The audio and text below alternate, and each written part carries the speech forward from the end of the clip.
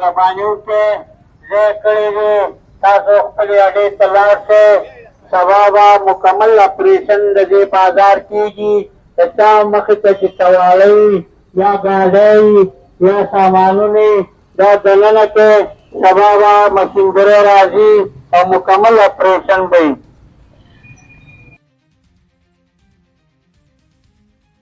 بسم الله الرحمن الرحیم. ظهور خان ما تاسو کولې تحقیق نه دا فلاړې ما تحصیلي کاټلنګ کې څنګه چې تاسو ته پته را تحصیلي کاټلنګ د بازار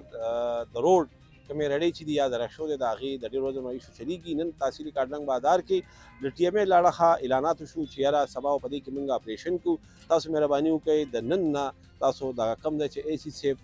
رینټ باندې هغه صاحب د ریډو لپاره دی ته شفټ شئ. په دې حواله باندې زموږ سره خبرې ترې کړي دي د تحصیلي کاټلنګ ترانسپورټ صدر زوار حسین چې هغه د ریډو والا ته څه پیغام ورکوي او رکشو والا ته څه پیغام ورکوي راځئ چې وایو. بسم الله الرحمن الرحیم. السلام علیکم. د زوار حسین تاسو ته لوی ما په دې وخت کې کاټلنګ بازار نه تما یو درخواست دی د یو غریبې زه د ګاډو والا ته دا درخواست کوم چې دوی له د اے سی صاحب کوم ځای کړی دی ښکته رحمدالله سره نو د ګاډو والا ته دا درخواست کوم چې دوی هلته کې دن نه شي. سبا اپریشن شروع دی د ټیمې والا اوس اعلان وکړو نو که د دوی د دې نه مخکې دن نه شو چې سبا موږ ځو یو سړي ته منت کوو زاري کوو که نو د دې نه دا ښه خبره ده. موږ ټول ډېر غریبانان دلته موږ مزدورۍ له راځو نو مهرباني وکړئ ګاډو والا ته دا درخواست کوم چې کوم ګاډو والا ښکته ولاړ دي دا د مدو لار سره چې کوم ځای دی دا د هغې ته دن نه شي. د هغې نه چې سیوا شي او ځای نه وي د چا نو بلکل زما سره ځای شته بیا به له زه خپل اډه کې ځای ورکړم. زه به دلته خپلې اډې ته رادن نه کړم د اختره پورې به دلته په خپله اډه کې ځان سره انټري کوم. باقاعده چینچو خبره ده نو چینچو والا ته تیز رفتار والا ته او شنې چینچو والا ته دا درخواست کوم چې د مدو لار د تاڼې لار نه واله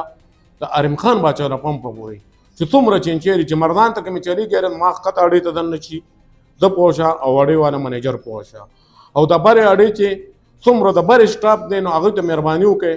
تاسو راځئ دلته زما په بره اډې ته راشئ. باقاعده زه به منیجر ته ووایم څه خبره به نه وي خپلې اډې ته رادن نه چې روډ خالي کې د ایمرجنسي هېڅ پته نه لګي. د ملک حالات ډېر زیات خراب دي او مهرباني وکړئ دا روډ دا ته خالي کړئ. باقاعده درخواست بل کومه موټرسایکل والا اکثر راشي سودا مودا کې نو دوی ته درخواست کوم چې یا د پارکینګ کې درته ګاډي ودرې کو پارکینګ کې نو خاص کر موټرسایکل او موټر والا